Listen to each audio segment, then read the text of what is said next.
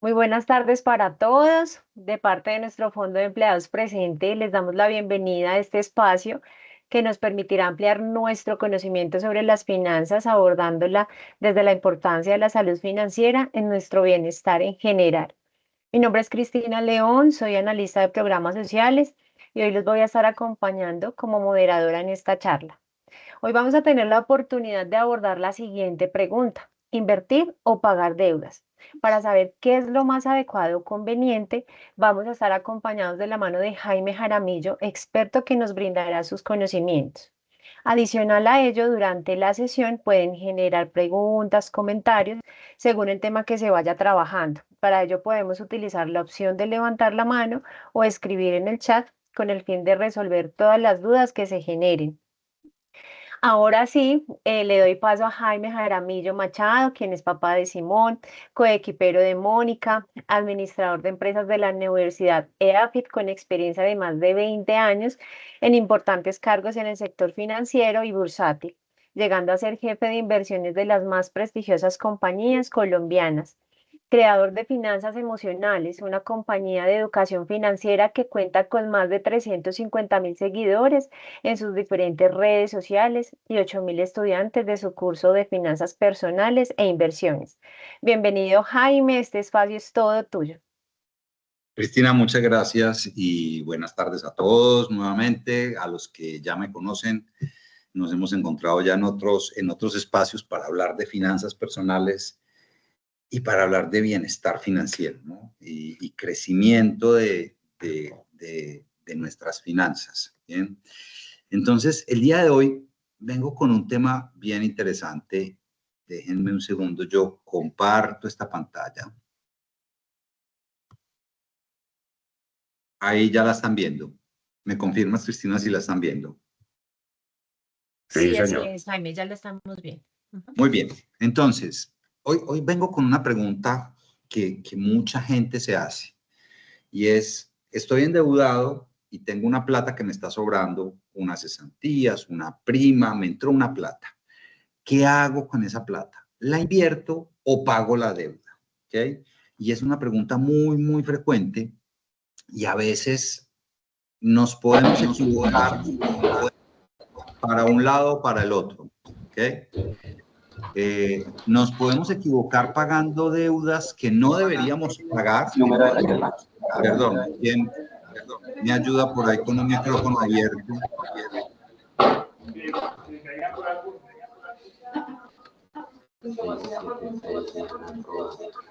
¿Quién tiene por ahí un micrófono abierto con ruido? Gracias. Bien, entonces, nos podemos equivocar pagando deudas que de pronto no se deberían pagar tan rápidamente, o no pagando deudas que sí se deberían pagar muy rápidamente. Entonces, la pregunta no tiene una respuesta única. La pregunta tiene una respuesta que depende de cada persona y depende de las condiciones. ¿Okay? Miren, chicos, las deudas pueden, no digo que sean, pueden ser maravillosas si sabemos usarlas. No vamos a satanizar las deudas, vamos a entender las deudas, porque hay deudas buenas y hay deudas malas, ¿de acuerdo? Entonces, lo primero que tenemos que hacer es identificar si tenemos una deuda buena o tenemos una deuda mala. Y la mejor forma de identificarlas es entender cuál es la deuda mala, qué características tiene una deuda mala y qué características tiene una deuda buena. Entonces, arranquemos por las malas. Las deudas malas son las que usamos para gastar. Entonces, cuando yo cojo y me voy y me compro ropa, o voy a comer con mis amigos o con la familia, o salgo de vacaciones, ¿ok? Y eso lo pago a punta de tarjeta de crédito y metemos un tarjetazo a 48 meses. Y como dice por ahí el cuento, yo soy Gastón, pero creyente. Dios proveerá. Ya veremos cómo pagamos esta vaina. Porque después del susto, después del gusto que venga el susto, ¿sí? Eso es una deuda mala. ¿Por qué? Porque usé la deuda para comprar algo que se fue, que me gasté. ¿Listo? Y de ahí en adelante esa deuda lo único que hace es sacar plata de mi bolsillo, ¿ok? Todo el tiempo, todos los meses, pero no me produce nada. Lo único que me quedó de ese viaje fueron las fotos. ¿Listo? No me genera un peso. ¿Me genera bienestar? Sí, pero ese bienestar ya pasó. Muchas veces, y a mí me gusta mucho poner echar este cuento. Miren, alguna vez me fui para San Andrés, ¿no? Con mi ex esposa y mi hijo, cuando estábamos todavía casados. Llegamos a San Andrés, nos bajamos del avión y empezó a llover, ¿ok? Y no paró de llover hasta que nos volvimos a montar otra vez al avión, 4 o 5 días después, ¿ok? El paseo fue un fracaso. Si ese paseo hubiera sido con deuda, pues triple pérdida, ¿ok? Porque no pasamos bueno en el paseo, no hicimos, sino estuvimos metidos todo el tiempo en el hotel, porque además era un diluvio, o sea, había una temporada de esas de huracanes, fue un diluvio de 5 días seguidos. No conocimos, no salimos, no paseamos, no disfrutamos, pero si además lo hubiéramos pagado con deuda, nos hubiéramos quedado pagando 48 meses esa cuota, ¿sí? Y pagando intereses altísimos por algo que realmente ni siquiera disfrutamos. ¿Okay? Es que pasé muy bueno, vale la pena. Yo les hago una pregunta. Me voy para un paseo, paso muy bueno y después me quedo 48 meses pagando ese paseo de 8 días o de 10 días. Y termino pagando 3 o 4 veces más el paseo por los intereses. ¿Vale la pena? Eso es una deuda mala. ¿Ok? Por donde uno la mire. Así uno trate de forzarla y es que pasamos delicioso y es que la inversión del tiempo en familia, no sé qué, es una deuda mala. Se puede viajar, pero sin deuda. ¿Ok? Entonces, para comprar cosas que cada día valen menos o que nos sacan plata del bolsillo. Una deuda para comprar un carro que todos los años vale menos y que todos los meses nos saca plata del bolsillo, mantenimiento, impuestos, gasolina, aceite, llantas, frenos, fotomultas, todo, me están sacando plata del bolsillo todos los meses. Y la deuda también. Eso es una deuda mala. Bien. Otra deuda, otro ejemplo de deuda mala, es tomar deudas que no compaginan con la calidad del activo. Voy a poner un ejemplo. Voy a comprar una casa. ¿La casa vale más? Sí. ¿La casa produce dinero? Sí. ¿Ok? Pero hay muchas personas que cometen el error de tomar créditos de muy corto plazo para meterse en una casa. Y entonces después están aquí ahorcados. O a tasas de interés supremamente altas cuando ese activo, la casa, no te renta todo lo que te vale la deuda. Entonces, miren, hay una frase muy famosa que hizo muy famosa el señor Robert Kiyosaki, ¿sí? Entonces, pero es una frase muy general y es peligrosísima tomarla textualmente. Deuda buena es la que yo tomo para invertir. Y entonces la gente la toma textual. Entonces dice, no, perfecto. Como yo tomé una deuda para comprar una casa, que es una inversión, hasta ahí vamos bien, es una deuda buena. Ojo que no. ¿Por qué? Porque es que le falta un pedacito. Y es que el activo que yo compré, lo que renta ese activo, renta más que lo que me vale la deuda. Bien. Yo digo que de cuenta del señor, ya voy para contigo, José. Yo digo que el señor Robert Kiyosaki ha quebrado a más de un latinoamericano. ¿Por qué? Porque es que esa base de que yo puedo comprar una propiedad con deuda sin tener dinero propio, sino a punta de deuda, funciona en Estados Unidos. ¿Sí? Hoy estoy en Panamá. Llevamos 2 días acá en Panamá. Vamos a estar hasta mañana y estamos explorando opciones de inversión inmobiliaria en Panamá. Aquí en Panamá, a un panameño le prestan al 4 o al 5% de tasa de interés para comprar una casa que le renta un 6 o un 7%. La casa paga la deuda, que está al 4 o al 5. En Colombia, una casa renta un 5%, un apartamento, renta un 5% por renta, ¿sí? Pero la deuda está al 11 o al 12%. Es decir, no se paga. Eso es una deuda mala. Don José, cuéntanoslo todo.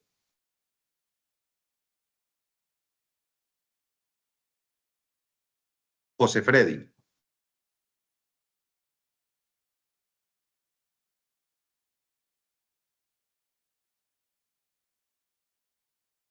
Hola, José. ¿Le pueden abrir el micrófono a José Freddy Puerta? Jaime lo tiene habilitado. José, activas tu micrófono, por favor. Ahora sí. ¿Qué hubo, José? Buenas tardes, don Jaime. ¿Cómo No, vas? pero yo no he levantado la mano, no tengo por el momento ninguna inquietud. Ah, ok. Todo Me bien, sí, aparecía, señor. me aparecía que habías levantado la mano. No, Bien, señor. Gracias. listo. Ok. Bien. Ahora, esas deudas no compaginan con el activo y tienen altísimos costos. Eso es una deuda mala. Ahora, por el otro lado, hay deudas que son buenas. ¿Listo? Que son aquellas que usamos para invertir, pero ojo, que hay que tener en cuenta que esa inversión que yo estoy comprando con esa deuda tiene que ser capaz de pagar la deuda. Si la inversión que yo compro no es capaz de pagar la deuda, pues se convertirá en una deuda mala, porque me va a costar dinero de mi bolsillo. ¿Sí? Tienen que ser deudas para comprar cosas que cada día valen más y que ponen dinero en mi bolsillo. Son deudas que se pagan solas, deudas que se pagan con lo que producen las inversiones y nos sobra dinero. Es decir, en ese caso, la deuda se te vuelve, ¿ok?, una herramienta para potencializar mis finanzas. Y voy a poner un ejemplo. Imagínense que yo tomo una deuda, ¿listo? Tomo una deuda para comprar un apartamento. Y esa deuda, la cuota de esa deuda, los intereses que yo pago de esa deuda son 1.000.000 de pesos. Pero el apartamento lo alquilo en 1.300.000 o en 1.500.000. ¿Bien? ¿Quién paga la deuda? El apartamento. Y sobra dinero. Y ese dinero que sobra, o bien me sirve para tener un mejor estilo de vida, o me sirve para seguir invirtiendo, o me sirve para abonarle a la deuda, y ya vamos a ver cuándo conviene abonarle o no la deuda. Me sirve para hacer abonos extras a la deuda, pagar la deuda más rápidamente, y cuando yo logre pagar la deuda más rápidamente, yo voy a tener el activo libre que me va a generar 1.500.000 mensual solito para mí. ¿Ok? Pero si yo tengo una deuda o una casa o un activo o un inmueble que me produce 900.000 pesos y la deuda me vale 1.000.000, yo estoy perdiendo plata todos los meses. Todos los meses. ¿Ok? Bien.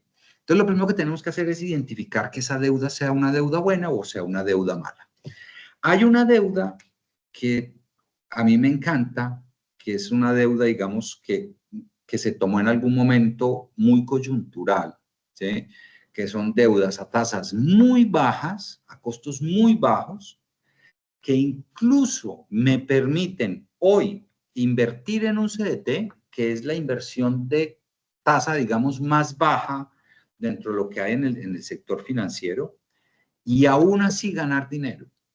Esas deudas que tienen, digamos, como una historia, son deudas, en la mayoría de los casos, deudas hipotecarias que fueron tomadas en el año 2021, por ejemplo, acá en Colombia. En el año 2021, post pandemia, sucedió algo en el mercado, fue que los bancos centrales en el mundo, para poder impulsar nuevamente que se, digamos, despertara la economía que había entrado en recesión, bajaron las tasas de interés prácticamente al 0%. ¿Okay? Y entonces veíamos bancos colocando créditos hipotecarios al 6% de intereses. Bien, es un interés históricamente bajo en Colombia. Creo que ha sido los intereses más bajos que por lo menos yo en mis 56 años he visto. 6% de intereses. Si yo hubiera tomado un crédito en ese momento al 6% de interés y tuviera un dinero para abonar al crédito, sería un error financiero. ¿Por qué? Porque ese dinero que me está costando el 6%, en lugar de pagarlo más rápido, lo que hago es coger el dinero y ponerlo en un CDT en el fondo presente. ¿Qué tasa está pagando, Cristina? Hoy en día el fondo presente, ¿qué tasa está pagando? En un CDT, en un Eh, depósito a término. Cris, te bueno, eso ayudo. de... Vale, muchas gracias. 10,75 a 6 meses. 10,75. Entonces, fíjense, si alguno de ustedes tiene una joya de crédito que tomó en el 2021 a una tasa del 6, 7% y tienen dinero, pues no le hagan un abono a capital a ese crédito. ¿Por qué? Porque lo que te vas a ahorrar de intereses es un 6, 7%. Más bien colócalo como una inversión en el fondo que te está pagando por encima del 10 y te estás ganando un 3% o un 4% por encima de lo que te cuesta el crédito. ¿Me entienden ese concepto? Muy bien. Entonces vamos a entender un poco el tema del interés. Bien. El interés es el precio del dinero.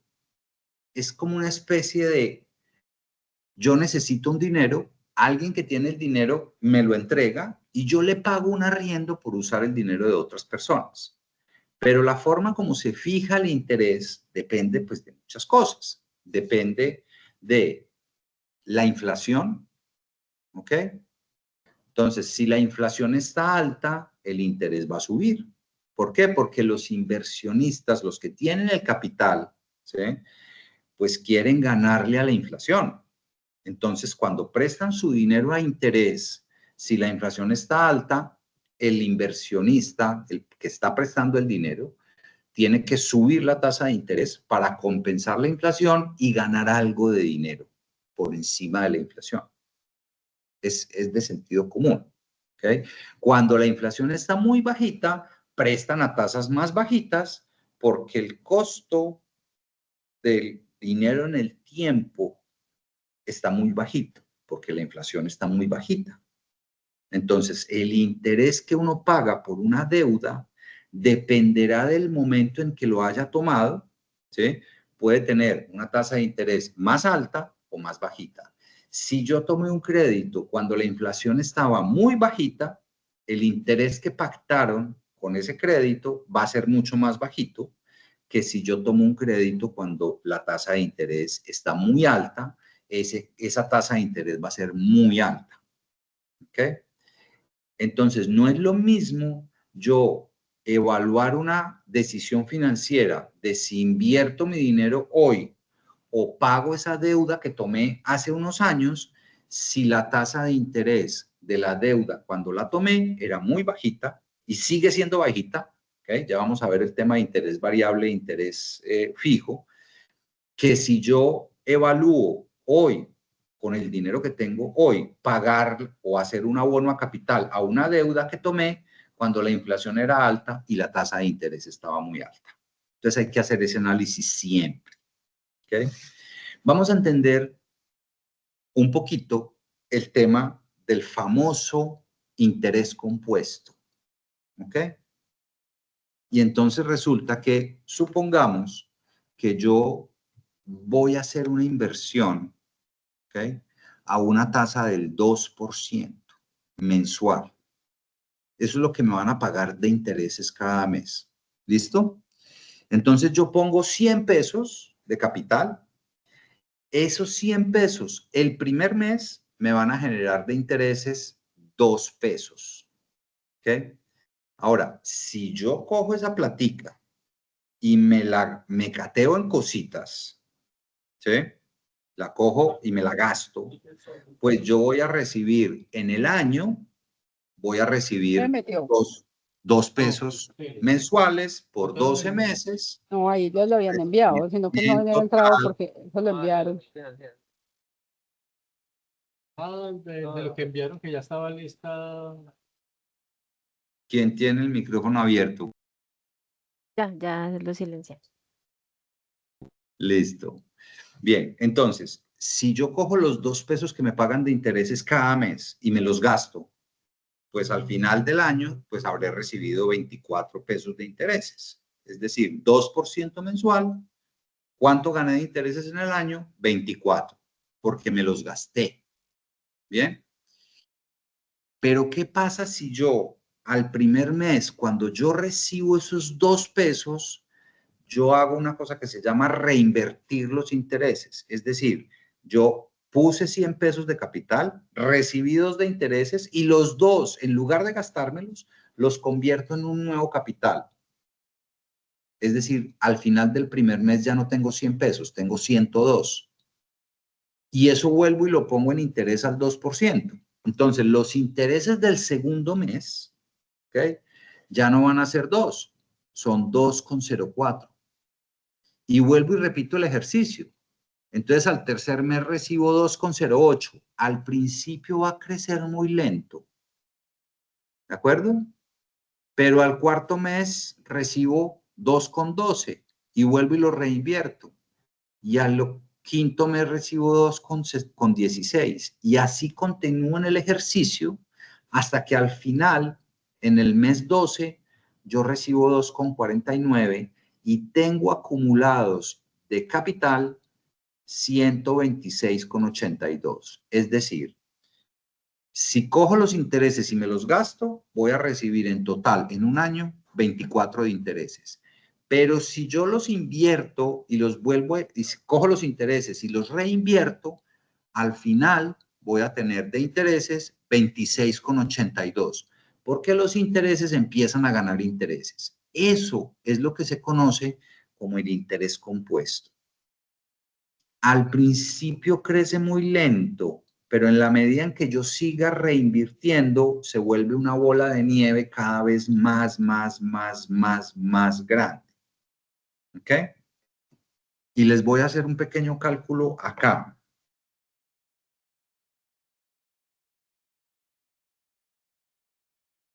Espérense y verá el cálculo de la siguiente manera. Imagínense que ustedes tuvieran 10 millones de pesos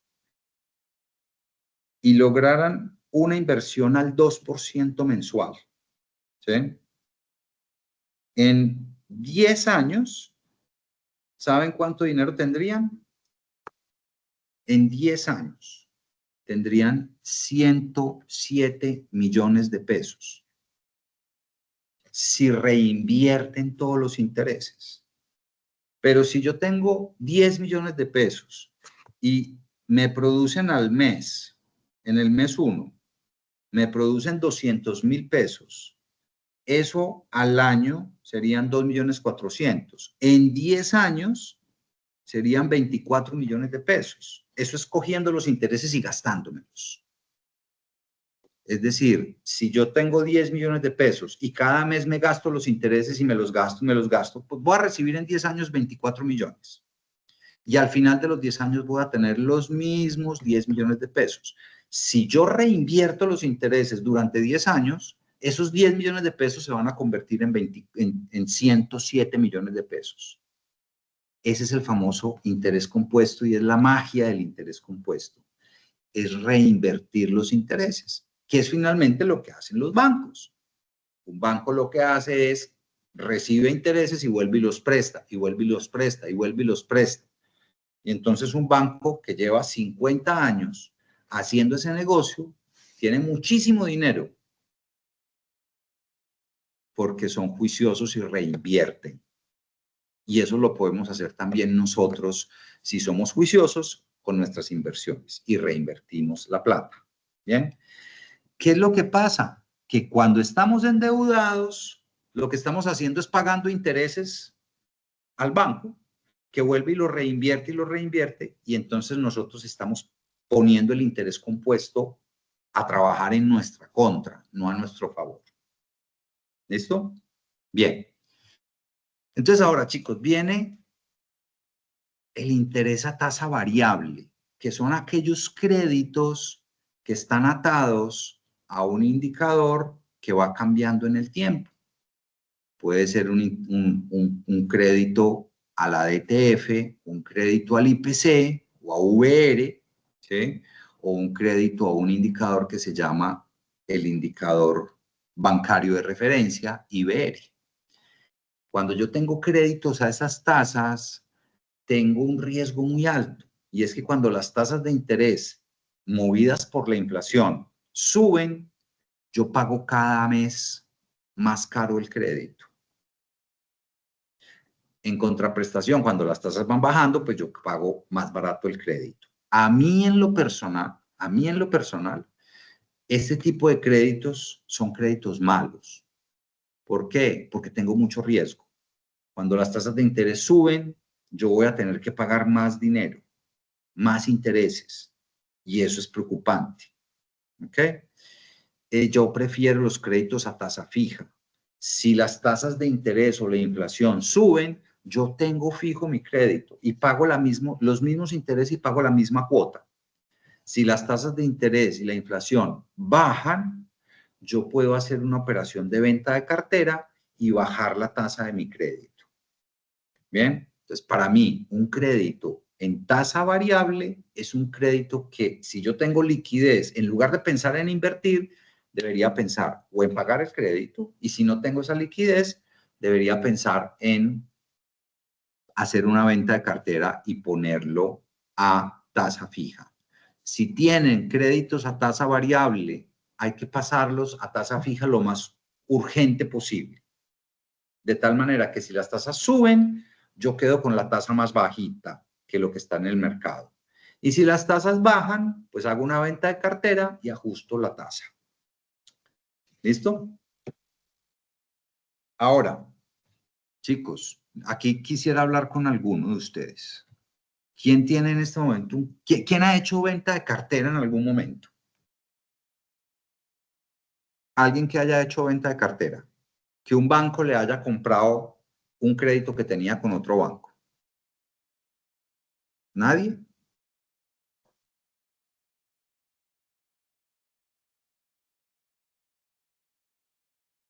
Cris,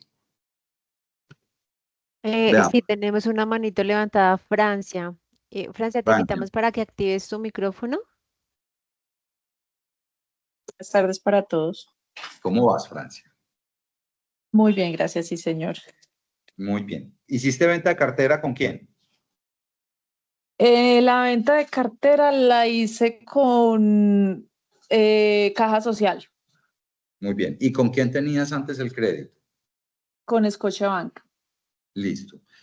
¿Cómo te presentaron esa venta de cartera? Es decir, Eh, ¿cómo te vendieron la idea de que era bueno hacer esa venta de cartera? ¿Por el valor de la cuota o por la tasa de interés? por la tasa de interés. Correcto. ¿A cómo tenías la tasa de interés en Scotiabank? Yo la verdad no me acuerdo, pues yo digamos que en ese momento financieramente no entendía muy bien el tema de los intereses, ¿sí? Ajá. Entonces cuando, digamos que eso fue como el primer crédito que tuve, y luego tuve un servicio adicional con Caja Social. Entonces yo tenía esa deuda y resulta que yo veía que yo pagaba todos los meses, pagaba y pagaba, pero yo veía que la cuota no me disminuía, pero que también la deuda como que se mantenía muy estable. O sea, como que yo lo que hacía era que veía que se iba como el dinero a los intereses, pero yo no veía como que el monto de la deuda disminuyera significativamente, porque la cuota era un poquito alta. Sí. Entonces, Caja Social en su momento me llamaron y me dijeron, mira, es que tienes, si tienes alguna deuda, nosotros te compramos esa cartera, los intereses aquí van a ser más bajitos, pues me averiguaron obviamente como cuáles eran las características del endeudamiento y pues noté que con ellos iba a ser como más, mi análisis fue como yo dije, yo con ellos como que voy a pagar más rápido, voy a tener de pronto un monto fijo mensual y lo hice por esa razón. Ok, súper. Estuviste bien asesorada, ¿ok? Entonces, ¿qué es lo que pasa cuando yo hago venta de cartera? Que hay que tener mucho cuidado la forma como me lo presenta, ¿ok? Entonces, porque hay operaciones de venta de cartera que tú te puedes dejar llevar o deslumbrar por el valor de la cuota. Pero yo te puedo y te voy a plantear un ejercicio, o les voy a plantear un ejercicio donde la cuota disminuye, pero ustedes van a terminar pagando más intereses y eso no sirve. Cuando yo hago una venta de cartera, yo me tengo que fijar en el interés que voy a pagar y comparar el interés de la compra de la cartera con el interés del crédito que tengo actualmente. ¿Listo? Y es bueno en la medida en que el interés sea inferior, el nuevo interés sea inferior al interés anterior, ¿sí? Y yo pueda o disminuir la cuota, ¿sí? Manteniendo el mismo plazo, o disminuir el plazo manteniendo la misma cuota. Pero resulta que a veces, un poco de manera inescrupulosa, algunos asesores juegan con el plazo y el valor de la cuota y te disfrazan intereses mucho más altos, que no es un buen negocio para ti. Y es muy sencillo. Si yo hago el cálculo en una calculadora financiera del valor de la cuota de un crédito de 10 millones de pesos a 36 meses a una tasa del 1% mensual, me va a dar una cuota de 332.143 pesos. Esa cuota multiplicada por el número de meses me va a dar que yo pago por ese crédito casi 12 millones de pesos. ¿Listo? Pero de pronto llega alguien y le dice, no, venga, yo le hago un crédito de 254.000 pesos de cuota mensual. Y entonces uno dice, vení, yo estaba pagando 332 y ahora va a pagar 253, me voy a ahorrar una plata. Pero es mentira, porque me aumentaron el plazo de 36 a 60 meses. Bajó la cuota por efecto del aumento del plazo, pero al final voy a pasar de pagar 12 millones de pesos a pagar 15.236.000. Entonces tengan mucho cuidado, muchísimo cuidado con el espejismo del valor de la cuota. La cuota se fija dependiendo de el monto del crédito, el plazo del crédito y los intereses. Si nosotros queremos comparar dos créditos para hacerlos comparables, dile al asesor que te diga cuál es la cuota al mismo plazo a ambos créditos. Entonces, yo tengo aquí un crédito que me van a prestar a 36 meses a una tasa del 1%, ¿cuánto me da la cuota? Y el otro que te está diciendo que te va a dar una cuota más bajita, dígale, ¿a qué plazo? No, a 60 meses, no. Dígame cuánto queda la cuota a 36 meses. No, es que a 60 es mejor. No, no importa, es para hacer un ejercicio. ¿A cómo queda la cuota a 36 meses? Y te va a dar un valor de cuota que si vas a comparar el uno con el otro. Si los plazos son diferentes, no puedes comparar las cuotas, porque es mezclar peras con manzanas, porque este está más plazo y este está menos plazo. Para poder comparar las cuotas, tengo que mirar el mismo plazo, exactamente el mismo plazo. Y ahí sale uno de dudas fácilmente. Cuando yo hago al mismo plazo, entonces miren lo que pasa. Perdón. Cuando yo hago al mismo plazo, lo que va a pasar con la cuota de... Espérense que es que se me perdió ese slide, lo tengo por aquí. Epa. Aquí está. Ah, no, pero este es a plazo diferente. Perdón, se me perdió en la presentación.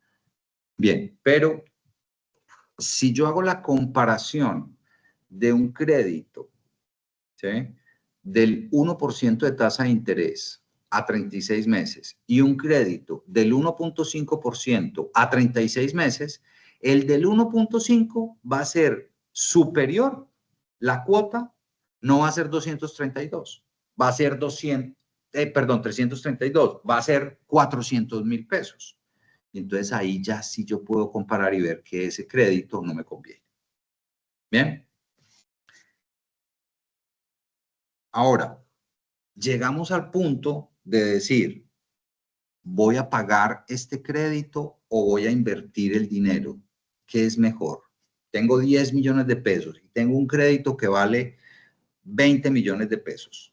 Debo 20 millones de pesos y voy a coger estos 10 millones que me entraron. ¿Qué hago con esto? ¿Pago el crédito o hago un abono al crédito o cojo este dinero y lo invierto en otra opción, en otra oportunidad, en un CDT? Entonces, lo primero que tengo que ver y que tengo que analizar es cuál es el riesgo de esa inversión. ¿Cuál es el riesgo de esa oportunidad? Porque toda oportunidad de inversión tiene un riesgo y por lo tanto tenemos que ponderar el riesgo que estoy asumiendo en la inversión versus el riesgo de pagar el crédito. ¿Cuál es el riesgo que yo asumo cuando pago un crédito? Cristina, ¿usted qué cree? Mm, el riesgo. Bueno, que puedo perder dinero si no, lo que tú nos expresas, si de pronto no lo invierto. Bueno, sí quedo sin la deuda, pero de pronto dejo de percibir un mayor ingreso si no tomo de pronto una opción diferente de inversión. Ok, súper, me gusta. Fabio dice, quedarme sin liquidez. Fabio, pero te quedas sin deuda también. Digamos que esa no es tan... ser más visible en la DIAN, no, cero, ya eres visible. Ya, la DIAN te tiene monitoreado, hoy te tiene monitoreado, tal cual, ¿listo? El riesgo está en el costo, en cuánto te vale ese crédito. Y ahí es donde uno empieza a mirar ese concepto del costo de oportunidad para decidir si pago la deuda o si no. Y el concepto del costo de oportunidad ponderado por el riesgo, ¿sí?, es lo que me va a tomar o me va a llevar a tomar la decisión de si pago la deuda o no pago la deuda. ¿Cuál es la clave? Si el costo de oportunidad, es decir, lo que me renta la inversión de bajo riesgo, si esa tasa es mayor que el costo de la deuda, no pagues la deuda. Vamos a poner nuevamente el ejemplo del crédito hipotecario al 7% y el CDT al 10%. El costo del crédito, que es el 7%, ¿sí?, eso es lo que te cuesta, y tienes un CDT al 10%, lo que ganas en el CDT es mayor que el costo del crédito. Invierte. ¿Ok? Pero si el crédito, por aquí veo una pregunta específica. Erika, ¿dónde estás? Abre tu micrófono, porfa. Hola, Porque, ¿cómo vas? muy bien, gracias a Dios. Listo. Tienes un crédito de 15 millones. ¿Listo? Ujú. Entonces, ¿cuál es la pregunta que tienes que hacerte? La primera, ¿a qué tasa está el crédito? Son de esas tasas baratas de hace como 10 años que eran como al 0.9, al 1. Ok, Y o sea, ¿Te considero realmente uno dice, pues en el desconocimiento, pues algo me están deduciendo pues para la declaración de renta, entonces todo el mundo me dice, no, no pagues esa plata, seguí pagando la cuota del crédito hipotecario que son Ok, como me encanta esa 600.000 pregunta. pesos. Listo, Erika. Mira, olvidémonos de la cuota. ¿Listo? Porque la cuota se puede manejar de 1000 maneras. Centrémonos en el interés. Entonces, a ti te está costando el 1% mensual, que es algo así como el 12 algo al año. ¿Listo? Interés compuesto. ¿Quién tiene por ahí un micrófono abierto, chicos? Ya, listo. Listo. Entonces, tienes un costo del 12%. ¿Listo? Si tienes un dinero y lo tienes invertido al 10%, ¿listo? Ya estás perdiendo un 2%. ¿Sí o no? ¿Por qué? Porque tu inversión al 10 es menos que el costo de la deuda, que está al 12. ¿De acuerdo? ¿Sí o no, Erika? Sí, de acuerdo. Bien. Entonces tú me dices, ven, pero es que me dijeron que para no pagar impuestos o pagar menos impuestos, esa deuda me servía para disminuir los impuestos. ¿Listo? Pero por el otro lado, como estás invirtiendo tu dinero y estás ganando intereses, lo que por aquí rebajaste algo de impuestos, pero por aquí aumentaste impuestos, porque sobre estos rendimientos tienes que pagar impuestos. ¿Sí o no?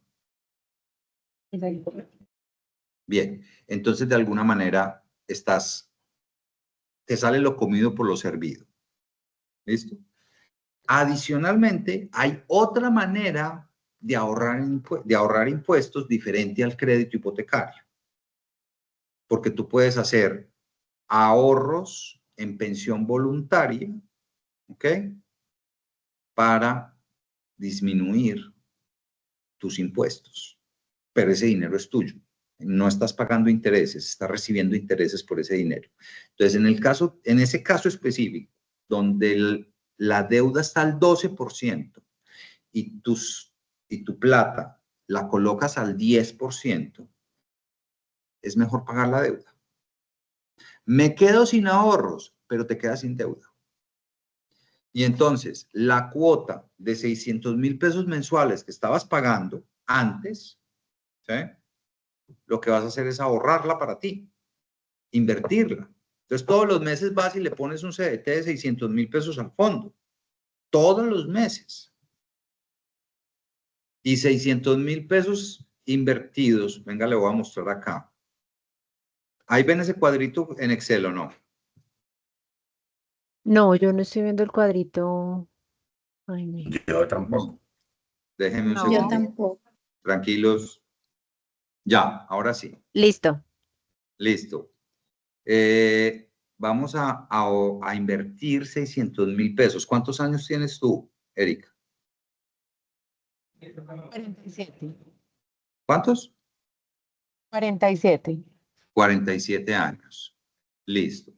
Vamos a hacerlo durante... ¿Cuánto tiempo le falta al crédito por terminarse? ¿Cuántas cuotas? Le faltan 17 cuotas con una tasa efectiva pactada del 9.79. 9,79, sí, 10%. ¿Sí? Entonces tú pagas... Ah, no, entonces espérate un segundo que me cambiaste me cambiaste los números. ¿Sí? Porque me habías dicho que tenías un crédito al 12. Si está al 9,79, ahí sí, espérate que ahí sí te funciona mucho mejor mantener la deuda. Porque tienes un CDT al 10,45. ¿Sí ves cómo funciona? ¿Mm? Sí, incluso acá en el fondo se han podido conseguir mejores tasas, hasta el 10.70 y De acuerdo. 74, 78. Todo parte siempre, siempre de cuánto me vale la deuda y cuánto logro yo ganar de inversión. ¿Sí? Si la inversión está por encima de lo que me cuesta la deuda, la decisión correcta es invertir. Si la inversión está por debajo de lo que me cuesta la deuda, la inversión correcta es pagar la deuda, financieramente hablando. Que me quedo sin ahorros, pues, vuelvo y los recupero. ¿Me entiendes? ¿Mm? Sí, señor. Bien, muy bien. Mil gracias. A ustedes. Bien. Entonces, cuando yo tengo créditos muy baratos, ¿sí? Mientras yo tengo créditos muy baratos, yo solo debo pagar. O sea, cuando mi plata la puedo invertir a una tasa más alta, yo solo debo pagar el mínimo del crédito, mientras eso dure. Cuando las tasas de interés bajen y estén por debajo del costo del crédito, ahí sí le hago abono al crédito. Mientras tanto, el banco está perdiendo dinero con ustedes.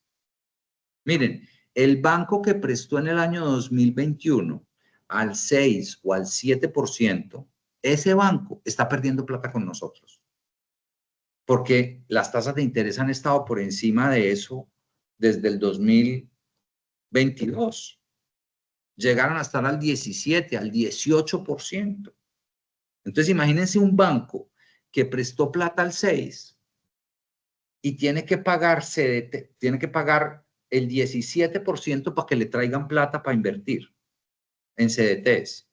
Están perdiendo o estaban perdiendo. Y muchas personas salen asustados porque tengo un crédito y lo voy a pagar. Importante, muy importante. No puedo hacer esta comparación con todas las inversiones, porque hay inversiones que son súper riesgosas. ¿Ok? Esa comparación hay que buscar hacerla con algo que no tenga tanto riesgo como un CDT. ¿Sí? Si yo hago la comparación con la bolsa, porque es que la bolsa de valores en los últimos meses, en los últimos 2 años, ha rentado de una manera absolutamente espectacular, pues la decisión es nunca pago la deuda y siempre lo que hago es invertir en la bolsa. ¿Sí? Pero es que resulta que la bolsa tiene un riesgo altísimo. Así como en los últimos 2 años me ha ido muy bien en la bolsa, puede pasar que el próximo año pierda plata en la bolsa. Y ahí sí la embarro, porque sigo con la deuda y pierdo dinero. Entonces, para hacer esta comparación, tengo que buscar comparar contra un CDT o un bono o algo que sea tasa fija de bajo riesgo. Si el costo de oportunidad es de alto riesgo, como invertir en la bolsa, que promete altos retornos, pero también puede tener grandes pérdidas, es mejor buscar otras opciones menos riesgosas. ¿Sí? Miren, chicos, estar endeudado puede ser muy bueno para nuestras finanzas. No hay que satanizar las deudas. Las deudas pueden ser maravillosas. Las deudas a tasas bajas hay que dejarlas quietas, no las toquen. Hay deudas que ojalá duraran 100 años. Ojalá. Yo quisiera una deuda del 4 o 5% y la tomaría a 30 años. Ahorita que estamos en Panamá, aquí a la gente en Panamá le prestan al 4 o al 5%. A 30 años. Qué maravilla, qué bendición. Aquí el que no hace plata es porque no quiere. Punto. Y le prestan a la gente hasta el 90% del valor de la propiedad. Incluso a veces le prestan hasta el 100%, dependiendo del tipo de propiedades. Entonces, si yo vivo en Panamá, soy un panameño, y aquí me prestan plata al 4%, y me prestan casi hasta el 100% del valor de la propiedad, todo el mundo que quiere tiene casa. Hay gente que no, pero acá la deuda es una belleza. En Colombia es otro cuento, porque las tasas son mucho más altas, no te prestan todo el monto y las propiedades no rentan lo mismo que rentan, que te vale la deuda. Bien. Entonces no vamos a satanizar las deudas. Las deudas a tasas bajas hay que dejarlas quietas. Las deudas a tasas altas hay que gestionarlas para eliminarlas lo más pronto posible. No es el valor de la cuota, es el costo de la deuda lo que hay que tener en cuenta. ¿Sí? Porque hay veces la gente dice, ay, no, es que yo pago tanto de cuota y yo puedo ir pagándola tranquilamente. No, es que no es el valor de la cuota, es el costo que está disfrazado en el valor de la cuota. Ese es el que tenemos que atacar. Yo puedo tener una cuota muy bajita que yo puedo pagar cómodamente todos los meses, ¿sí? Pero a una tasa altísima. Y me está costando mucho. Así sea poquita plata. Bien. Para concluirles acá el tema, las deudas son maravillosas siempre y cuando el costo de la deuda esté por debajo de lo que me rentan mis inversiones. Si el costo de la deuda está por encima de lo que me rentan mis inversiones, vende esta inversión y paga la deuda. Se las voy a poner de la siguiente manera. Imagínense que ustedes tienen una plata para invertir y entonces llaman a la vivienda y dicen, venga, ¿cómo tiene el CDT? Al 8%. Luego llaman a Bancolombia. ¿A cómo tiene el CDT? Al 8.20. Llaman a Caja Social y les da el 9. Y llaman al fondo y les da el 10.5. ¿Dónde ponen su dinero? Contéstenme ahí en el chat. ¿A dónde llevan su dinero? ¿Al que les da el 8?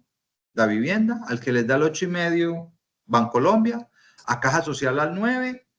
¿O la llevan al fondo? Al fondo. Mundo. Punto. Así de sencillo. Ok. Tengo un dinero. Me dan estas tasas. Y de pronto me acuerdo que tengo una deuda que está al 15. ¿A dónde llevo mi dinero?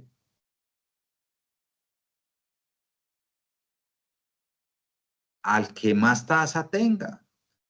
¿Y cuál es la tasa más alta? La deuda. Pagar la deuda. Exactamente. Exactamente.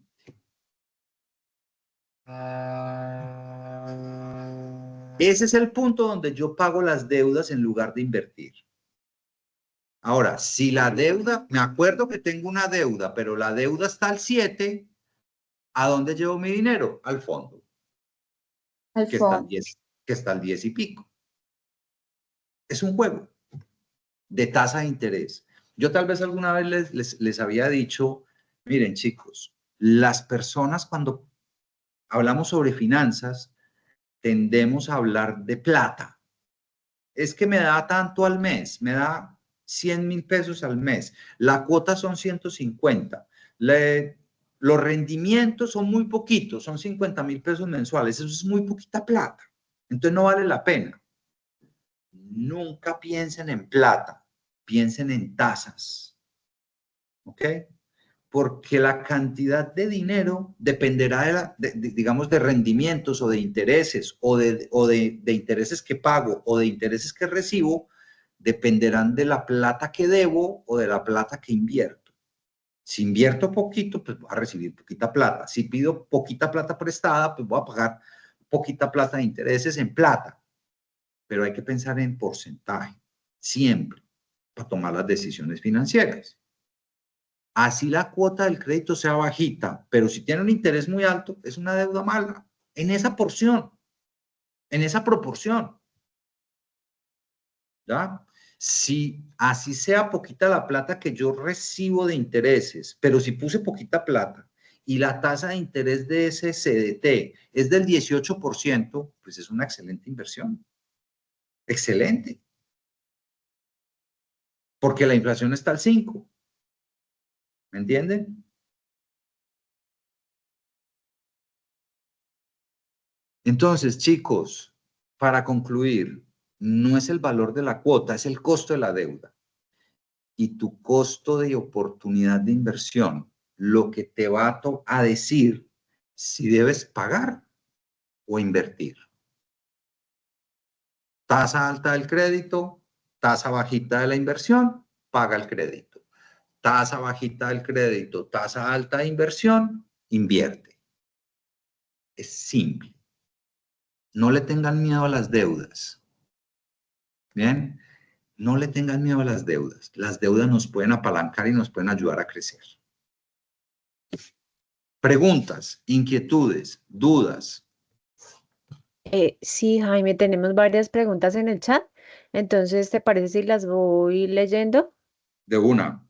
Listo. Bueno, buenas tardes, Jaime. En lo que hablas del CDAT, ¿se debe tener en cuenta el tema de la inflación para analizar diferencias en cuanto a qué es más rentable? Sí, mira, el tema es el siguiente.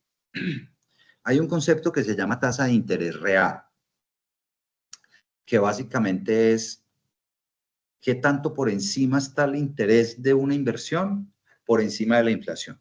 ¿Ok? Entonces, no es lo mismo cuando estamos con inflaciones del 5% como estamos actualmente. ¿Ok? Y yo invierto mi dinero al 10.5, yo me estoy ganando 5.5 por encima de la inflación. ¿Ok? Ahora, supongamos que, como pasó hace un par de años, las tasas de los CDTs estaban al 16, pero la inflación estaba al 13. ¿Cuánto me estoy ganando realmente en ese CDT del 16? Si la inflación está al 13, me estoy ganando 3%. ¿Cuál CDT es mejor? El del 10,5. Porque en términos reales me estoy ganando más sobre la inflación que lo que me ganó con un CDT del 16 con una inflación del 13. Entonces hay que mirar eso, ¿no? La tasa que realmente me estoy ganando por encima de la inflación. Y cuáles son las expectativas de lo que puede pasar con la inflación. Y ahí entra un poco la magia del inversionista de empezar a tratar de predecir qué va a pasar. ¿Sí?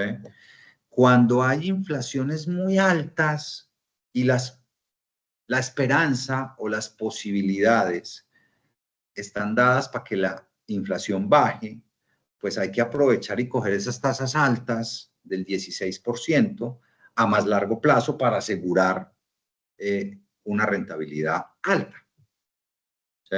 ¿Qué fue lo que pasó? La inflación llegó al 13 y después empezó a bajar, a bajar, a bajar, a bajar, a bajar. Si yo hubiera hecho un CDT a 3 años, en el año 2023, o sí, 2023, al 16%, esa tasa yo todavía la estaría ganando, pero ya tengo una inflación del 5. Y si yo invertí al 16 y ya la inflación está en el 5, este año me va a ganar real un 11%. Y eso es una tasa brutalmente alta.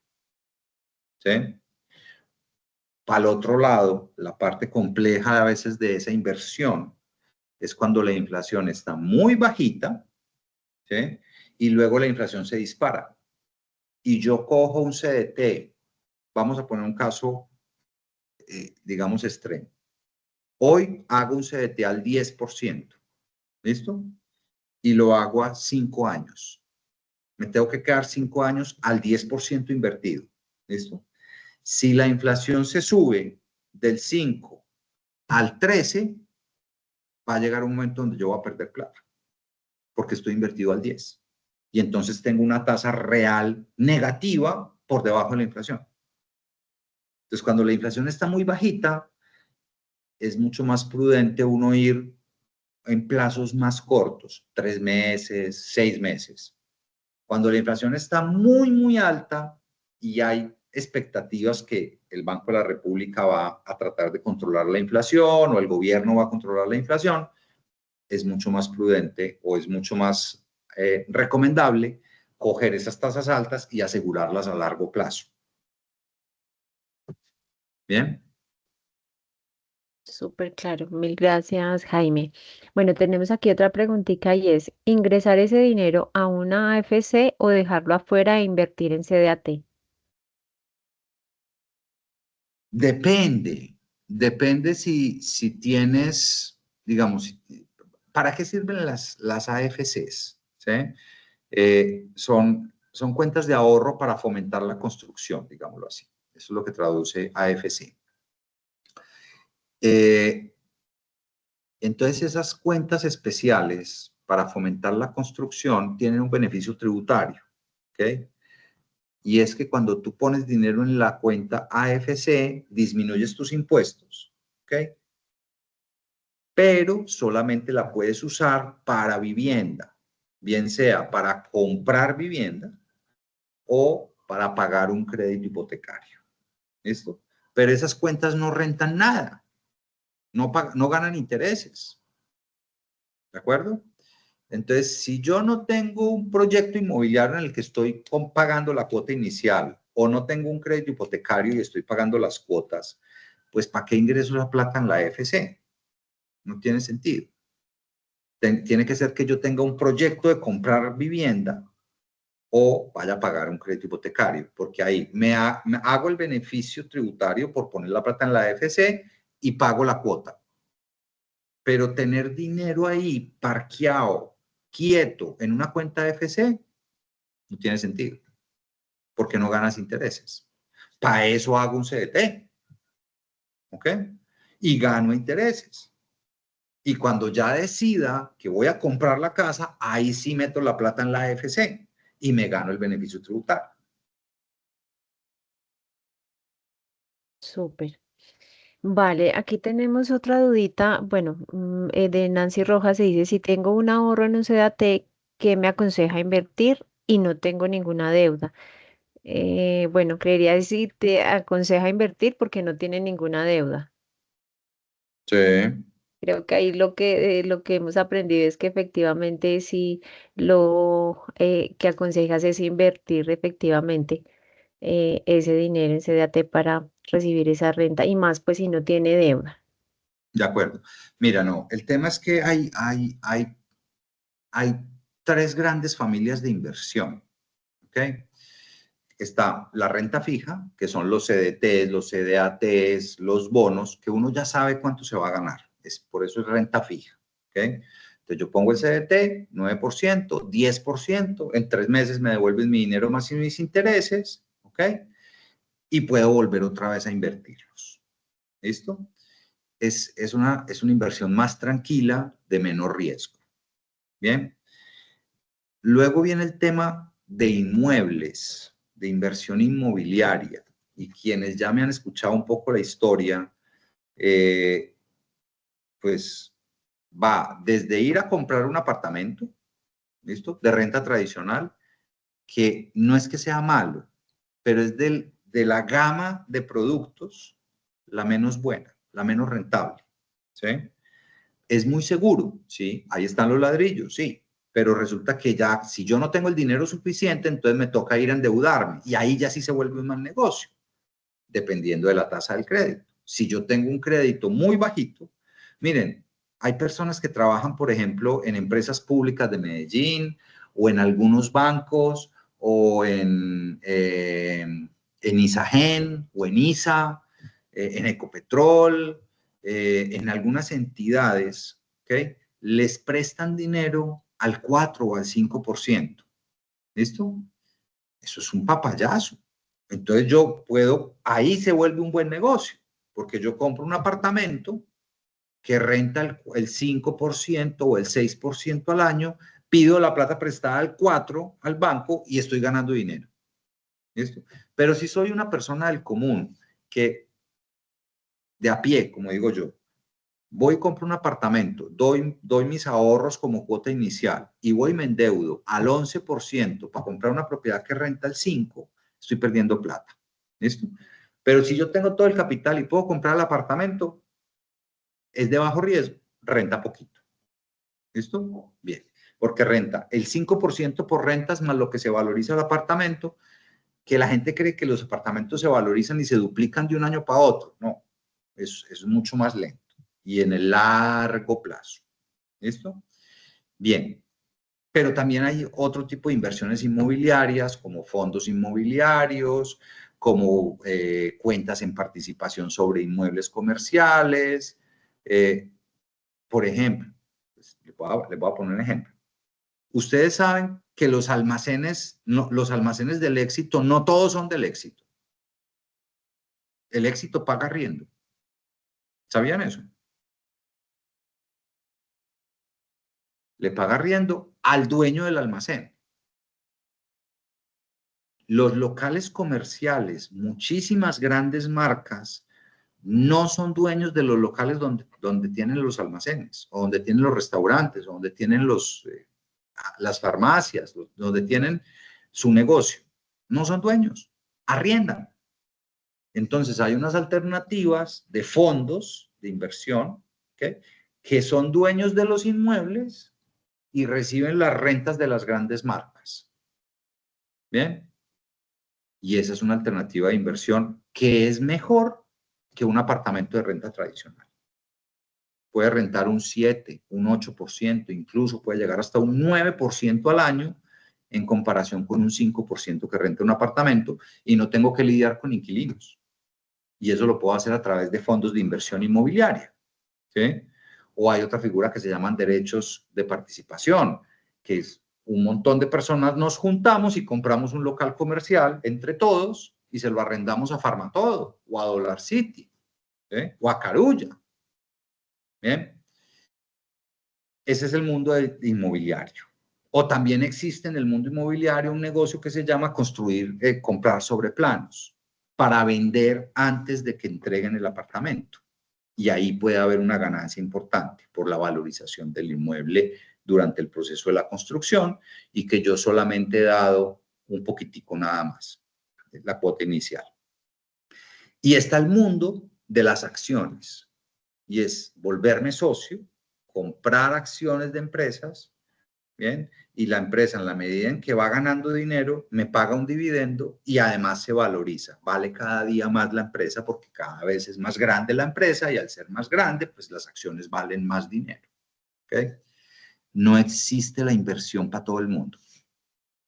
No existe la inversión ideal. ¿Quién preguntó en qué invierte la plata? Ciencia de Nancy Rojas. Nancy, abres tu micrófono, porfa, te hago 2 preguntitas. Nancy, hola.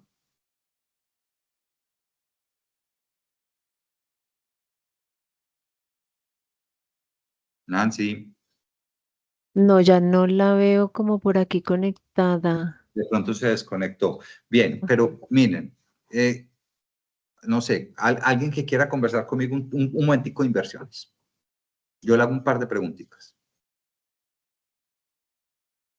¿Un voluntario o voluntaria?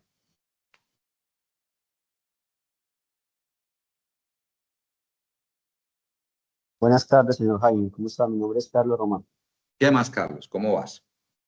Muy bien, muchas gracias. Bien. Carlos, tenés una plata para invertir, ¿listo? Y entonces vos decís, Correcto.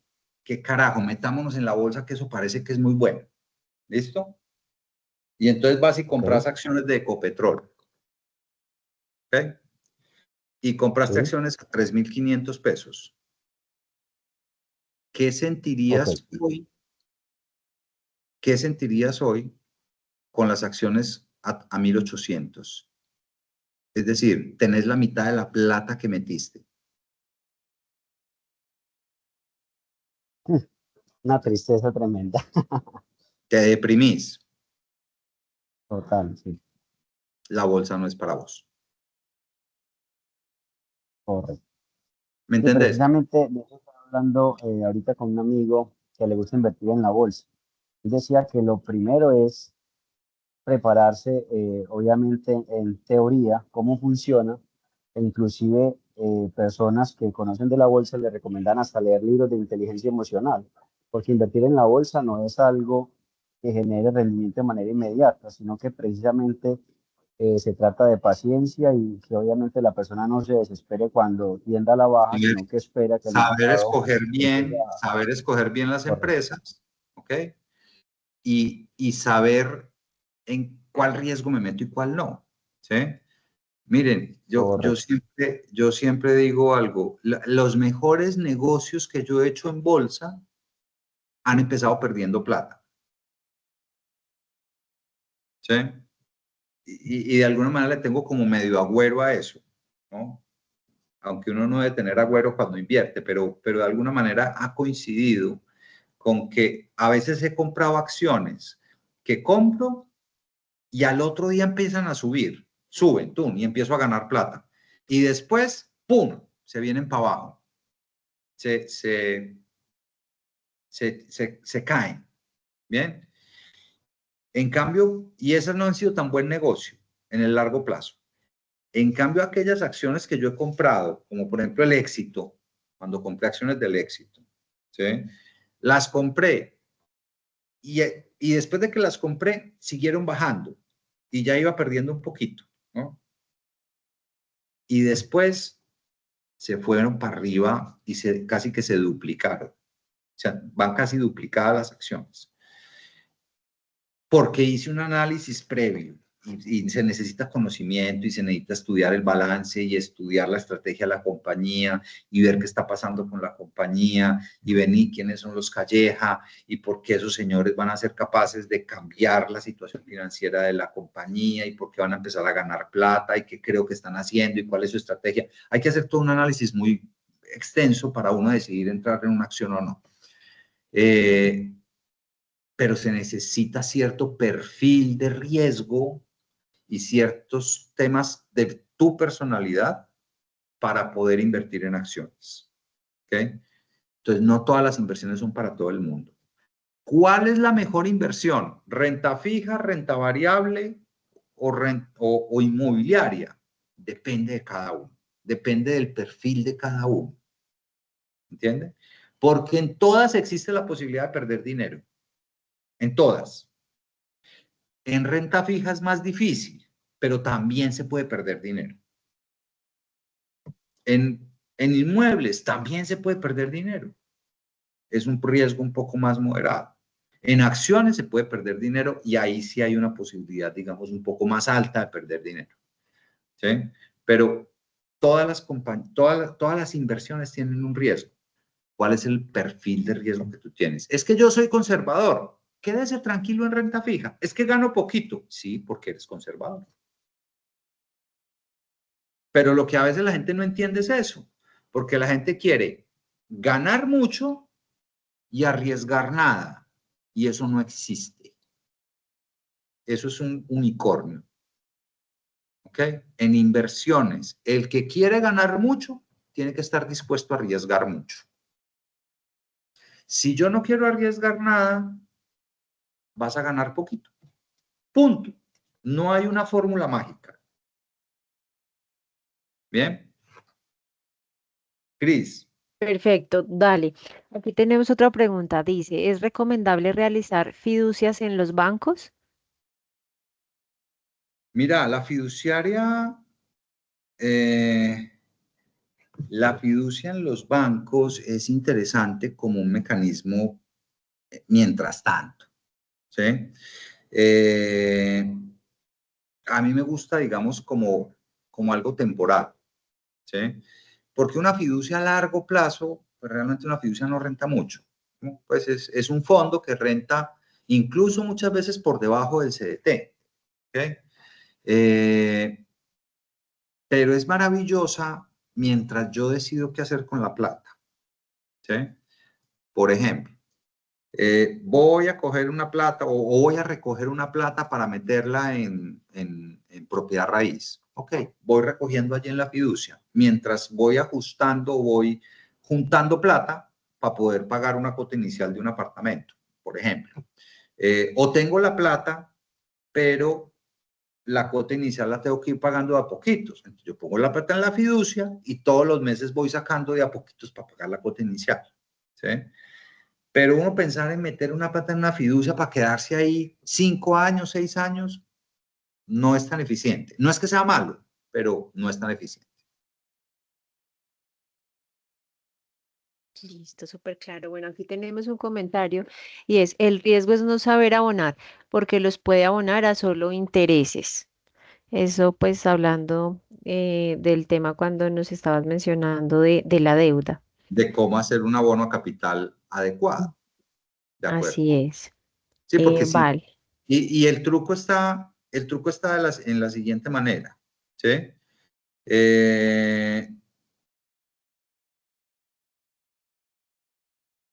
El truco está en la siguiente manera. Yo debo abonar el día o después de pagar la cuota del mes. Cuando yo pago la cuota del mes, en ese momento yo ya pagué los intereses del mes y quedaron en ceros. Cuando hago el abono después de pagar la cuota del mes, todo completico se va a ir a capital. Si yo pago antes de pagar la cuota del mes, pues lo primero que se va a cobrar el banco son los intereses. Y entonces el abono que yo haga no se va a ir todo a capital, sino que una parte se va a ir a intereses. Y si sobra, dependiendo del valor del abono, si sobra dinero, va a ir a capital. Si no, se va todo a intereses. Entonces hagan el abono a capital el día después de pagar la cuota. Súper. Bueno, bueno, aquí ya hablaste con Erika, que fue pues como el casito de si cancela o no el crédito hipotecario. Y tenemos un comentario, dice Santiago, es una maravilla, pagué mi crédito y lo que me estaba gastando en cuotas se fue a pensión voluntaria, además genera beneficios tributarios. También nos hace referencia, Carolina, si podemos compartir el Excel de pues como la simulación que hiciste del crédito. Ah, Entonces, sí, bueno, ven, y más regálame. adelante No, pero es compartí. la simulación del Sí. ahorro, Ok, del ahorro. Vale. que es esta hojita acá, es un simulador de inversión. Ahí lo están viendo. Ese, de inversión, correcto. Vea, les voy a poner un dato que los va a dejar locos. Imagínense digamos, una inversión que genere el 10% real, es decir, inflación más 10, que esto es lo que puede generar en el largo plazo, la bolsa, ¿sí? Si tu hijo tiene 0 años y tú le haces una inversión de 5 millones de pesos a tu hijo en la bolsa, pones ese dinero en la bolsa a larguísimo plazo, que eso genera una rentabilidad en promedio histórica del 10%, ¿sí? Cuando tu hijo tenga 60 años va a tener 1.522 millones de pesos de hoy, equivalentes de hoy, o sea, esos 1.500, lo que tenga en ese momento va a equivaler a si hoy tuviera 1.500 millones de pesos. Y con 1.500 millones de pesos te puede dar de renta mensual 12 millones de pesos mensuales. Y la gente es feliz haciendo fiestas de bautizo que les valen 5 millones de pesos en lugar de coger esa plata e invertírsela a sus hijos para asegurarles qué mejor regalo de nacimiento que asegurarle la pensión a tu hijo. Lo que pasa es que no todos tenemos la paciencia para esperar 60 años invertidos. Así es. Bueno, aquí tenemos dos manitos levantadas. Catherine, te invitamos para que abras tu micrófono. Ah, pero ven, regálame Ah, un correo electrónico para pasarte este archivito y ustedes se lo pueden luego rotar. sí, de hecho se le envía a las personas que asisten a los correos. Entonces ya te envío por interno mi correo. Ah, ok. Y Catherine, te invitamos para que habilites tu micrófono y nos compartas, bueno, esa dudita o inquietud que tengas. Sí, bueno, doctor Jaime. Hay una modalidad que están haciendo las constructoras, pues no las están haciendo con los bancos, sino directamente con ellos. Están vendiendo lotes campestres de 47 a 75 millones de pesos. Los separas con 1 millón, pagas 14 de cuota inicial en 4 años y los otros 4 años pagas el resto de lo que vale el lote como tal. Si tienes el 50% pagado antes del tiempo, ellos mismos te construyen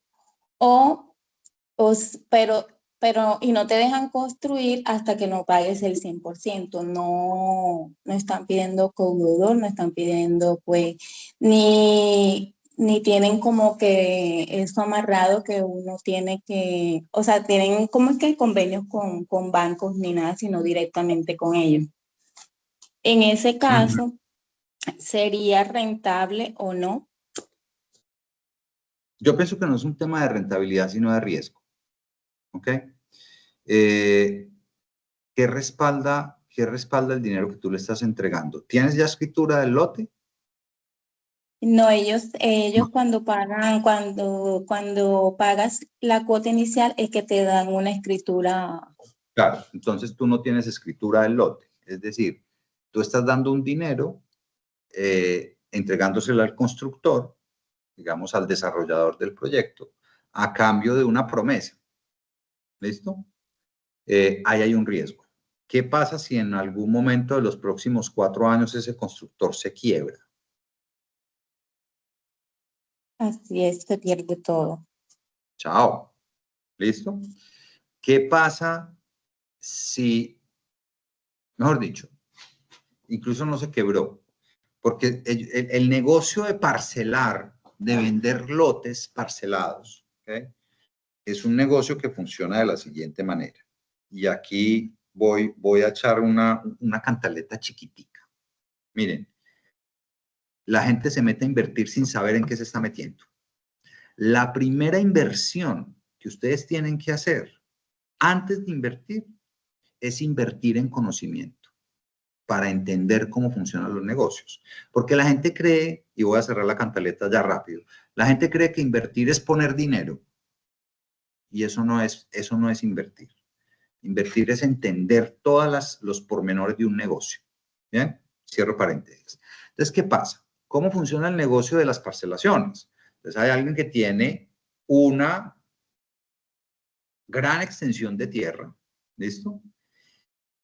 Y dice, voy a desarrollar una parcelación. Pero para desarrollar esa parcelación tiene que hacer acueducto, alcantarillado, vías, partir los lotes y con ese proyecto ir al municipio a que le den un permiso de parcelación. ¿Listo? Y entonces el municipio tiene una cosa que se llama el POT, Plan de Ordenamiento Territorial. Y por ahí arranca la investigación que uno tiene que hacer.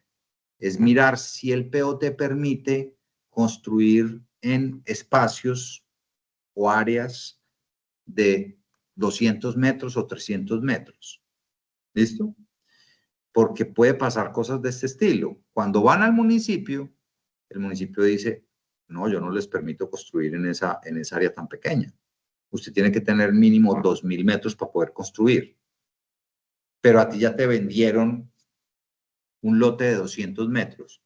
Entonces nunca van a poder hacer en un lote de 200 metros, nunca se va a poder construir. Ya te embalaste.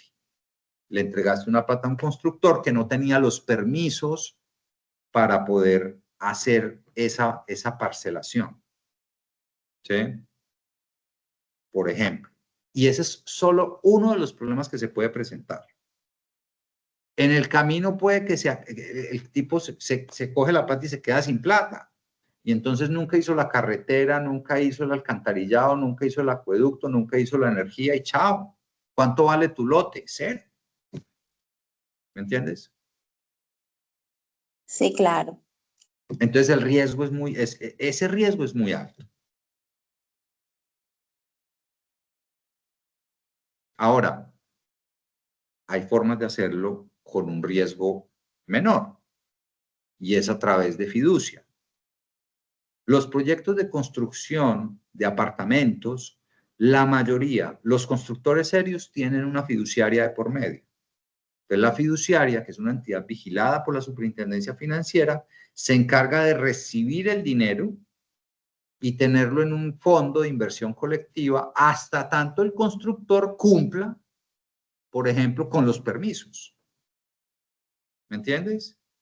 Cuando ya el constructor cumpla con los permisos, el constructor sabe que este dinero va a ser de él, ¿ok? Y cuando ya esté todo en regla y en orden, la fiduciaria le empieza a entregar el dinero. Y cuando tú termines y la fiduciaria es dueña o tiene la tierra y es la fiduciaria la que te entrega la escritura. ¿Ok? Y le empieza a entregar al constructor para que el constructor, con este dinero que tú has venido pagando, él vaya haciendo las vías, haciendo el alcantarillado, poniendo la energía, Y cuando tú terminas de pagar y él termina de construir las vías, el alcantarillado, yo no sé qué, tú tienes que pagar el resto de la plata y se te entrega tu escritura. Pero cuando tú hablas con los desarrolladores de lotes, te dicen, no, es que nosotros no usamos la fiducia porque eso es muy costoso y porque eso entonces tendría que vender esto al doble. No, eso es carreta. Se quieren ahorrar unos pesos. Porque eso sí vale, pero se quieren, no les vale el doble. Se quieren ahorrar una plata. No digo que sea una estafa, ¿ok? La forma como te están vendiendo el lote. No digo que sea una estafa porque no conozco a los que están desarrollando el lote. Lo que digo es que estás asumiendo un riesgo. Vale. Bueno, muchas gracias. Muchas Yo creo que gracias. Gracias. Yo creo que por temas de tiempo tenemos pues algunas preguntitas, pero también pues respetar el tiempo de las personas participantes y demás. No alcanzamos pues como a responderlas o no sé si tú me dices alcanzamos a responder una, dos, así como de manera muy rápida. Como quieras, yo no tengo afán. Ok, bueno, una preguntita, ¿qué tan viable es diversificar el portafolio de ahorro? Es decir, ¿es mejor tener la plata en un solo lugar o tenerla en diferentes partes, así sea la tasa, así sea diferente tasa en todas? Vea, voy a decir una cosa muy odiosa, ¿sí? Diversificar es para ricos, ¿ok? Y entonces la gente se mete en la cabeza, ¿por qué? Porque es que diversificar es costoso, ¿listo? Y entonces la gente se mete en la cabeza que tengo que tener un poquito aquí, un poquito allá, un poquito allá. Entonces tengo un CDT de 1 millón de pesos acá, un CDT de 1 millón de pesos en el otro lado, un CDT de 1 millón, ¿listo? Cuando no es necesario hacerlo. Y entonces me meto en un montón de trámites y pongo la plata a un lado, pongo la plata al otro, no sé qué, cuando no es tan necesario hacerlo, ¿sí? Porque además existe una cosa que se llama el seguro de depósito, ¿ok? Que es en los bancos específicamente. En los fondos no existe el seguro de depósito, pero en los bancos hay una cosa que se llama el seguro de depósito de Fogafín. Entonces no importa si yo estoy en el peor banco del mundo, Fogafín me paga hasta 50 millones de pesos de depósito. Entonces, si yo tengo menos de 50 millones de pesos, ¿para qué lo riego? Si al final el que me paga es el Estado, que es el fondo, ¿para qué lo riego? ¿Me entiendes? Ahora, ya si yo tengo 1.000 millones de pesos o tengo 100 millones de pesos, ahí sí, ponga máximo 50 en un lado y en otro banco ponga otros 50. Que si algún banco, uno de los dos se quiebra, pues Fogafín me va a pagar hasta 50 millones de pesos. ¿Sí? Ahora, cuando yo ya tengo mucha plata, sí hay que diversificar en muchos lados. ¿Sí? Pero cuando estamos hablando, digamos, de CDTs, pues no es tan importante la diversificación, porque tengo un seguro, que es el de Fogafín, hablando de bancos. Ok. Hay una manito levantada por ahí de Alexander. Alexander Hola, Lozano. Jaime, ¿cómo estás? Hazte una pregunta cortica, que en los diferentes espacios que hemos tenido, me llama mucho la atención el tema del tiempo. Ahorita decías como de la persona cuando nace a los 60 años. Tengo mi duda, la verdad estoy de perezoso porque no he investigado, porque por ejemplo acá en presente solo tenemos hasta 3 años y medio, o sea, hasta 42 meses. Y cuando termina el vencimiento recalcula a la tasa que haya en ese momento. No sé Correcto. si hay bancos donde yo pueda definir eso, venga, póngame esto a 1.000 años, o generalmente tienen un tiempo máximo y siempre obviamente va a recalcular a la tasa que haya en el momento. Generalmente pues es más bajita o puede variar, generalmente más baja porque Puede está ser en un más momento alto, económico depende. más estable. Pero si Sí, me asusta no, mucho mira, cuando decimos 5, 10, 20 años, digo, normalmente ¿será que sí hay la posibilidad de yo ir a decir, póngame esto y no hace tanto tiempo? en un CDT de un banco, Digamos que lo normal, lo máximo son 5 años, Sí. 60 meses, es como lo máximo, ¿sí? Que yo veo. Hay muchos que no te reciben sino hasta 30, máximo a 36 meses, de ahí para allá no te reciben más, ¿sí? Porque de alguna manera, y todo depende, ¿no? De las Sí, la economía cíclica. Claro, de las expectativas que ellos tengan, de los ciclos de la economía, depende de muchas cosas, pero más o menos, lo máximo de un CDT se mueve entre 36 y 60 Aquí meses. estamos en 42 máximo, para Ok. que den presente. Ahora, hay otras alternativas ya en el mercado, en la bolsa, ¿sí?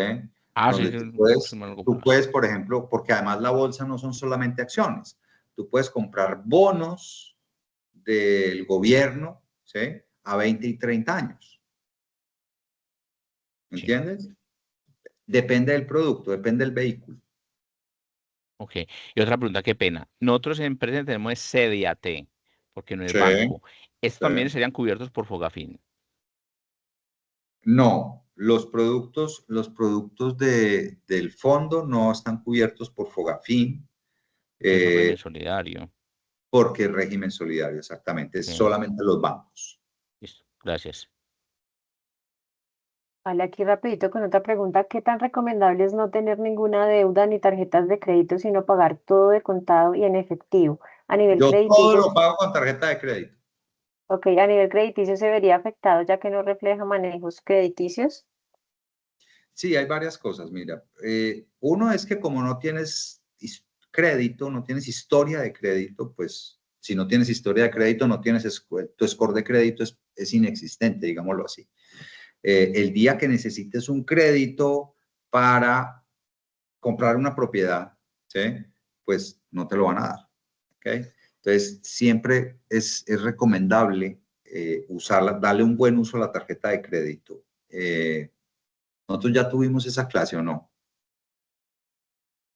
No, si no estoy mal, no. No la hemos tenido. Creo que no. Bueno, hay toda una metodología donde yo puedo incluso ganar dinero con la tarjeta de crédito. ¿Listo? Yo no manejo efectivo, pues el efectivo que yo manejo es mínimo, mínimo, y nunca, ni siquiera tengo tarjeta de débito de mi cuenta. Es más, para peor, no tengo plata en mi cuenta, nunca, nunca mantengo plata en mi cuenta. Yo siempre uso el dinero del banco. Ahorita es que estoy en Panamá, estoy feliz, porque acá en Panamá, hasta en la tienda de la esquina te reciben tarjeta de crédito. En serio. O sea, anoche salí a las 11 de la noche a comprar una cosa de urgencia a una tiendecita aquí en la esquina, a 3 cuadras de acá del lugar donde me estoy quedando, donde nos estamos quedando, algo que necesitaba mi esposa, y eran, no sé, $4, 16, 15,000 pesos, y lo pagué con tarjeta de crédito en la tienda de la esquina. O sea, yo pago, todo lo que pueda pagar lo pago con tarjeta de crédito a una cuota sin intereses. Y eso me da score de crédito. Estoy usando el dinero del banco para mis gastos mensuales y pues tengo el dinero guardado ganando intereses, y cuando tengo que pagar la tarjeta de crédito, pues lo saco de la cuenta de que gana intereses y me gané los intereses y le pago al banco sin intereses. Es como si el banco me prestara dinero al 0% de interés todos los meses. Es una belleza. Jaime, qué pena. ¿Dónde tienes la plata para que gane intereses en ese ejercicio que estás contando? Es un poco más compleja, pero digamos que pues yo te podría responder, mira, mis gastos mensuales, como los pago con tarjeta de crédito, ¿no? El dinero de mis gastos mensuales lo tengo invertido en un CDT a 2 años. Entonces, los gastos de septiembre, ¿listo? La plata que yo tenía para mis gastos mensuales de septiembre lo invertí en un CDT a 1 año, por ejemplo. ¿Listo? Y entonces, en octubre, cuando tengo que pagar la tarjeta de crédito de mis gastos de septiembre, lo pago con el salario de octubre. ¿Me entendés? Y en octubre vuelvo otra vez y uso la Súper. tarjeta de crédito para todos mis gastos. Y ese dinero lo tengo que pagar en noviembre y lo voy a pagar con el salario de noviembre. Entonces, técnicamente, el salario del primer mes, cuando yo arranco en este juego, ¿sí? siempre me va a sobrar. Entonces lo puedo invertir a largo plazo. Gracias. Pero mientras uno domina ese juego, póngalo en una cuenta de ahorros de alto rendimiento o póngalo en una fiducia. Entonces cada mes sacas la plata y pagas la tarjeta. Súper. Bueno, yo creo que ya estas dos preguntitas para finalizar, muy cortitas. ¿Qué piensas de los fondos de interés colectivos o de portafolios de inversión que son armados para perfiles de inversionistas moderados?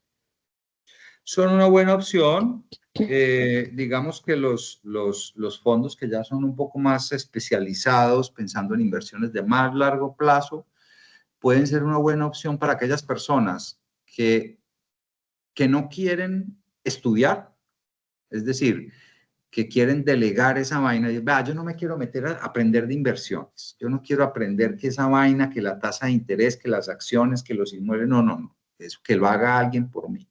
¿Sí? Entonces uno delega eso en un fondo de inversión. Entonces ahí hay un personaje que es el administrador del fondo, que lleva muchos años estudiando el tema de inversiones y arma un portafolio de inversión y uno simplemente pone el billete. ¿Cierto?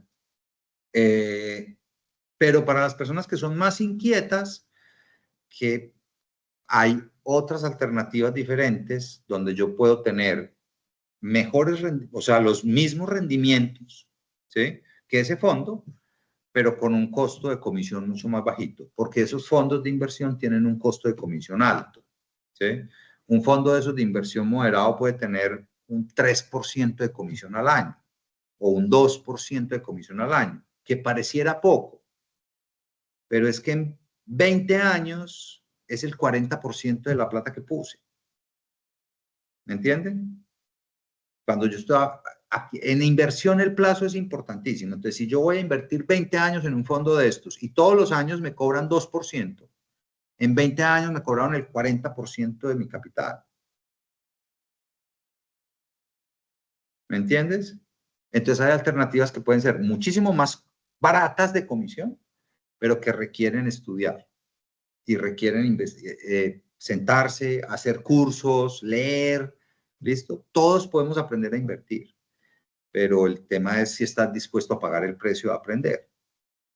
Entonces, si yo no estoy dispuesto a pagar el precio de aprender, métete en un fondo de esos, que alguien te lo maneje, pero te va a costar billete. Ujú.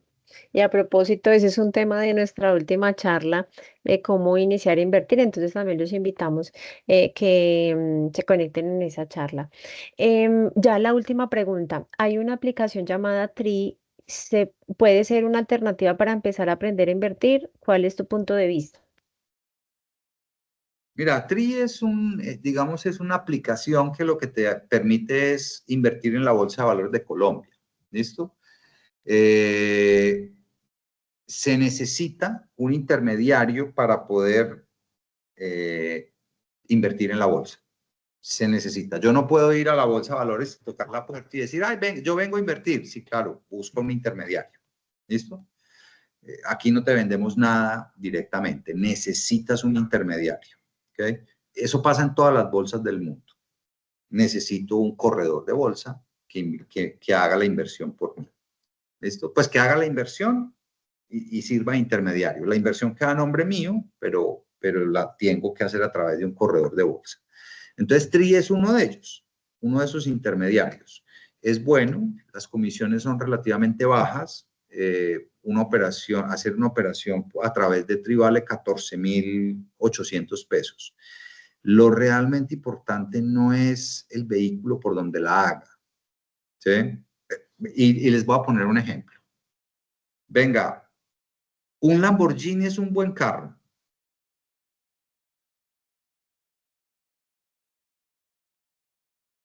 Es una Sí belleza. puede ser. Ok. ¿Ese Lamborghini me sirve para llegar a Cartagena? Sí. Sí. Tengo un detalle. No sé manejar. ¿Qué va a pasar? O sea, saliendo de la ciudad, me estrellé y nunca llegué. ¿La culpa es del vehículo o la culpa es que yo no sé manejar? Ah, ese lindo y no la flecha. Exactamente. Entonces, TRI es una nota, pero si usted no sabe manejar, si no sabe escoger, si no sabe cuál acción comprar, si no sabe cuál acción vender, si no sabe del mercado, si no entiende, ¿sí? El vehículo no le sirve para un carajo, solo para estrellarse. ¿Me entienden la analogía? Entonces, por eso digo yo, la primera inversión que uno tiene que hacer es aprender a invertir. Es invertir en aprender a invertir. ¿Sí? Si no, parce, de nada le sirve. De nada. Súper, súper claro, Jaime. Bueno, ya nos pasamos un poquito del tiempo, pero de verdad, mil gracias por resolver pues como estas dudas, estas inquietudes que Con realmente mucho gusto, como siempre. le dan a uno un punto de vista bien interesante en cómo iniciar pues como este proceso, y cómo ya resolvimos pues como esta dudita sin invertir o pagar deudas. Entonces, bueno, mil gracias de verdad por tu disposición, mil gracias a todos por estar conectados en este espacio. Los invitamos para nuestra siguiente charla el próximo mes, que es en octubre 29, donde también vamos a tratar un tema bien interesante. Entonces, para que se inscriban, participen de estos espacios que son demasiado, pues, ganadores para nosotros y para nuestras familias. Entonces, no siendo más, mil gracias. Muy buena tarde para todos. Chao. Chao, mil gracias. Bendición. Chao, hasta luego, que les va bien.